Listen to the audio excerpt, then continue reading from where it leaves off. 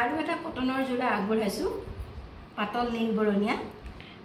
এইখন চাওক যোৰাটোৰ এইখন আছে মেখেলাখন অতি সুন্দৰ পাতল নীলা ৰং তাতে মাজতে বগা বগা দৰে প্ৰিণ্ট আছে আৰু এনেধৰণে ডাঠ নীলা ৰঙৰ ফুল প্ৰিণ্ট কৰা হৈছে এইখন হৈছে মেখেলাখন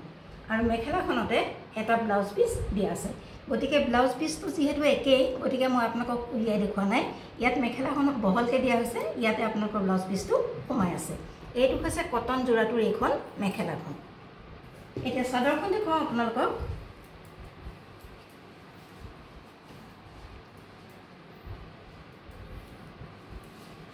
এইখন হৈছে